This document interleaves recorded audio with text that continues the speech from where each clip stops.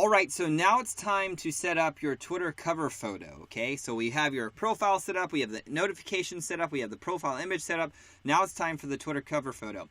Now, if you look anywhere online, like if you go look at Twitter or something, they're going to tell you to create an image that is 1,500 pixels by 500 pixels. So 1,500 pixels wide by 500 pixels tall. Do not do that. Hear me on that. Do not do that. Instead, you want to create the the Twitter cover image that is 3,000 pixels wide by 1,000 pixels tall. Now, the reason being is I want you all to have a very high quality cover photo. I don't want it to be blurry. I don't want it to be pixelated. Because that just says that you're an amateur. I want to see you guys as rock stars. You guys are experts. The world will perceive you as experts. So your branding is really important. So follow my lead on this. 3,000 pixels wide by 1,000 pixels tall.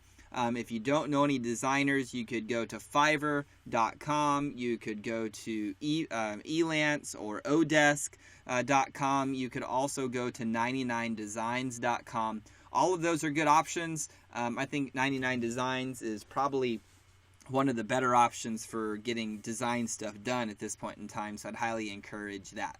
Now, what needs to go on this? I'm going to show you guys how to create the image, at least the sizes, and how it's going to show up on mobile and how it's going to show up on desktop.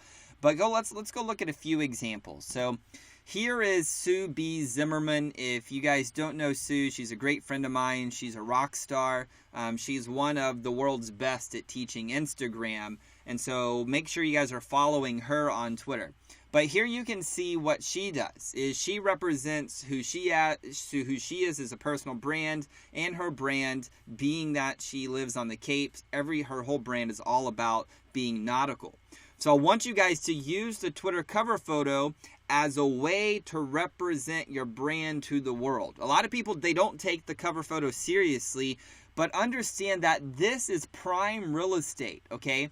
Lots of businesses, they advertise on billboards, and they spend thousands of dollars a month, multiple thousands of dollars a month, depending on the location of that billboard, to be in front of traffic every single day. Understand that this, just like an offline billboard that you see on the side of the road, this is an online billboard, okay? So use the Twitter cover photo as a way to position you as the expert, but make yourself look like that rock star. Have that high brand, because branding does matter. People do judge books by their cover, so make sure that you have a nice image. That way when people are coming to connect with you, like, oh man, this person looks amazing. I want to get to know them. And you need to have your brand, everything needs to be conveyed. The energy of your brand needs to be conveyed in the image. So Sue does a great job. She loves color. She's very fun. She's adventurous. So this is a great way to represent her. And as you can see, it's very simple. Now, let's look at another example here. I just want to give you guys about 3 examples for you to just kind of get the wheels turning. Here's Jay Bear. Now, he's an author. He's a thought leader. He does lots of stuff on digital marketing. And so he uses his Twitter cover photo to talk about what he has going on. So he's the marketing speaker and coach. I was at Social Media Marketing World in 2015, and he spoke there. All right, so this is his personal brand. He has the Convince and Convert. That's another one of his brands. And then he has a podcast called the Social Pros Podcast. All of these are representing who he is, what he has going on. You know, he's talking about his stance in the marketplace. Content is fire. Social media is gasoline. So that's his stance within the marketplace. And as you can see, he's using this space to represent his book too. Positioning, again, him as that rock star. He's that expert. Great branding. Great profile image here, capturing who he is as an individual. You can see his eyes. People love eyes. It helps people connect to you. So think about that. That could be a possibility. So the question becomes, how could you have a tagline in your cover image? If you're an author, how could you have some way to represent this? A tool that you could use is myecovermaker.com. You could create this image right here just by uploading a JPEG of the cover of your book, and boom, $4.95 later, you have this amazing graphic. So it's myecovermaker.com. Here's another one, Sandy Krakowski, a little bit different. Right? So she has a great image of herself here and her total brand with her pink hair and crazy hair and bright colors. She has hashtag Be More, which was a campaign she's running for her book, and she promotes her site, right? Be More at arealchange.com. So she's promoting her brand, her website. She uses Featured On. She's a guest blogger on lots of sites like Entrepreneur and Forbes and Mashable and CNBC and USA Today and Social Media Today, right? So she uses this to position her as the rock star. So if you guys have any media logos, I don't care if you've been on the TV once when you were 5, you've been featured on. People just don't need to know when you were, but you were on the TV. If you're on a radio station, if you're on podcast, make sure you use the Featured On logos. Now, little word of the wise here. Do not fall into the trap of saying featured on Facebook, Google, Twitter, etc. just because you're on these platforms. Some people do this and it's retarded. It's stupid. It makes you look like an amateur, makes you look like you don't know what you're doing and you're begging for attention. That's just the reality. So if you've actually been on media, use them. If you've actually been on podcasts, use the logos. So this is a way, these are 3 different ways that you guys could create your cover photo. So just kind of recap, you could do just one image that's going to convey you and your brand. You could do a mixture between maybe digital products, logos, text, colors to represent you and your brand. And by the way, just side caveat here, you can see Jay Bear's logo. That creates this texture in the back. So very subtle branding from Jay Bear here. And then Sandy, you could use this where you're using a combination of great images of yourself, hashtags, text, media logos, all kinds of cool stuff. So now the question becomes, well, how do we create this? All right, well, follow me on over here. And right below this video, you're going to have access to this. I'm going to give you a PSD file that you could give to your designer that you're working with to make sure you have the right dimensions, or if you're a designer yourself or have some type of skills within Photoshop, then you could use the PSD file to create your own.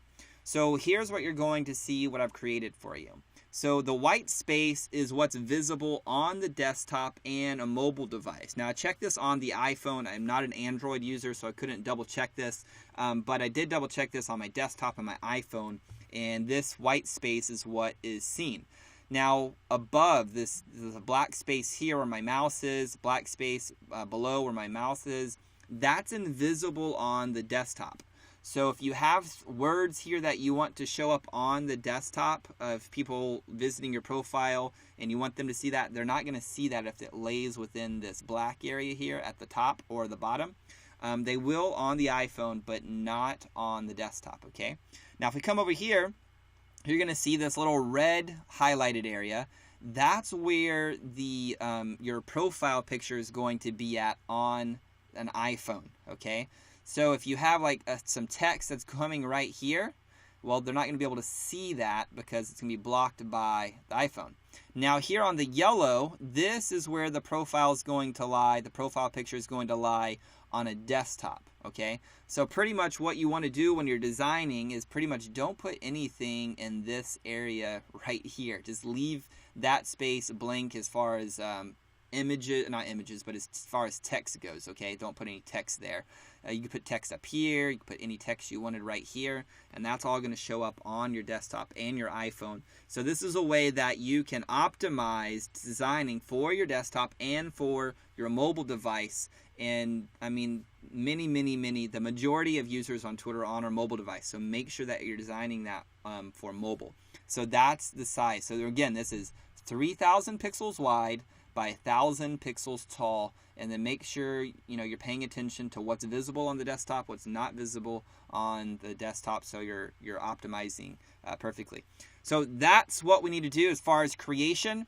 Now let's go into uploading this thing. So I want you to come into your profile, and we're in the dashboard, just in the home, okay? And actually I want you to come to the top right, click on your profile here, and I want you to view your profile. Now it should look something like this because we haven't uploaded the cover photo, and what we need to do is click on Edit Profile here. And once we're there, it says Add a Header Photo. So we're just going to do that. We're going to click on Add Header Photo. And then once you have your files, you have the JPEG file, either you created it or your designer created it. Just find it there on your computer, your desktop. Select it and make sure it's here. I always try to keep my file size like less than like 2 megabytes, you know, so you can see here my file size is 831 kilobytes. So if it's too big, like above probably 2 meg, it's not going to upload. So you want to make sure you work with your designer or you work yourself to reduce the file size. So that's that. So I'm going to do ahead and that, click open, and then bam, you're going to see that it's here, and we want to click apply. And once everything's loaded, make sure you click Save Changes. And once you've done that, you can see that it says the profile image had been saved. And then bam, your account pretty much is almost set up, and all we have to do next is just to write a bio, which we're going to get into the next video.